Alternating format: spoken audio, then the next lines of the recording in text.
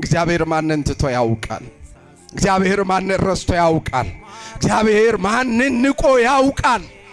እሱ ንቆን ቢሆን እሱ ትቶን ቢሆን ማን ከተኛበት ይነሳ ነበር? ማን የበላውን ይውጥ ነበር? ማን ተራምዶ ይሄድ ነበር? ማን ከጠላት ቀስት ያመልጥ ነበር? እንዴት እንደሚጠብቀን እኮ ብናውቅ አንድም ቀን ከምስጋና ውጭ ማጉረምረም በፊቱ አይወጣም። ዝም ካለ ዝም ነው። ስሙ የተመሰገነ ይሁን።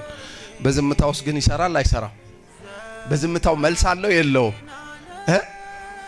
በቃ ዘንድሮ ጸልያችሁ ካልሆነ ማን የተመሰገነ ይሁን? 2 ዓመትም ጸልያችሁ ካልሆነ ማን የተመሰገነ ይሁን? አሁን እኮ እዚህ ጋር ያሉት ሊቃውንት ብጠይ ከቆሎ ቤት ጀምሮ የጸለዩ ጸሎት አለ፣ እስካሁን አልተመለሰም። ቀን አለው፣ እሱም ይሰራበት ቀን አለው። ቄሱን ብጠይቀው ውዳሴ ማርያም መማር ከጀመረበት ጊዜ ጀምሮ የጠየቀው ጥያቄ አለ፣ እስካሁን እግዚአብሔር ቀን እየጠበቀለት ነው።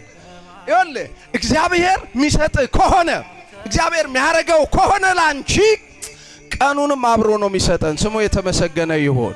እሞታለሁ ብላችሁ አትፍሩ። ከስጦታ ጋር ዘመን ማን ይጨምራል? አብርሃምን በ100 ዓመት ልጅ ሲሰጠው ምን ያደርግለታል? ቆይ ለአብርሃም ምን ይጠቅመዋል? ስንት ዓመት ሆኖታል? 100 ዓመት ሊሞት ነው አይደለ? እግዚአብሔር ግን ለአብርሃም 75 ዓመትም አብሮ ጨምሯል። ክብር ምስጋና ለስሙ አጠራሩ ይሁን። ጨምሮ መስጠት ያውቃል። አዎ ላይሆን ይችላል አንዳንዴ